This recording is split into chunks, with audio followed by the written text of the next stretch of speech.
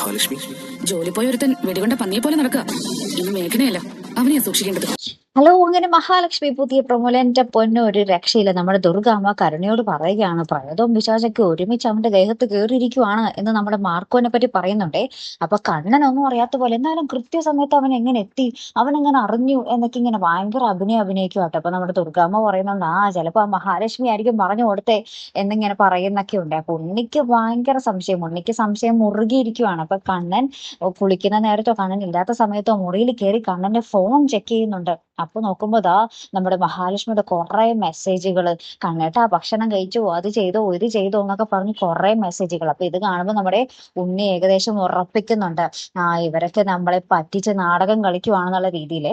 അപ്പുറത്ത് നമ്മുടെ ലേഖ ഇത് നമ്മുടെ മഹാലക്ഷ്മിയോട് പറയുന്നുണ്ട്, മേഘനും പ്രതാപനും ഇപ്പോൾ ഒതുങ്ങിയിരിക്കുവാണ്, ഇനി നമ്മൾ ജോലിയും കൂലിയില്ലാതെ അലഞ്ഞു തിരിഞ്ഞ് നടക്കുന്ന ഉണ്ണിയാണ് ശ്രദ്ധിക്കേണ്ടത്, അവൻ വിഷം ചീറ്റുന്ന പാമ്പായിട്ട് കൂടെ തന്നെയുണ്ട് എന്നിങ്ങനെ പറയുവാണേ. അപ്പൊ മഹാലക്ഷ്മി ആകെപ്പാടി ഇങ്ങനെ പേടിച്ച് നിൽക്കുന്നൊക്കെ ഉണ്ട്. അപ്പൊ മിക്കവാറും നമ്മുടെ ഉണ്ണി കയ്യോടെ തന്നെ അടുത്ത് തന്നെ നമ്മുടെ കണ്ണനെ പൊക്കും അല്ലെ ഗൈസ്. അപ്പൊ കണ്ണന്റെ പ്രതികരണം എങ്ങനെയായിരിക്കും എന്നുള്ളതാണ് നമുക്ക് ഇനി അടുത്തത് അറിയേണ്ടത്. കാത്തിരിക്കാട്ടോ. അപ്പൊ അടുത്തൊരു വീഡിയോയുമായി വരുന്നത് വരയ്ക്കും here am the Malayali signing of.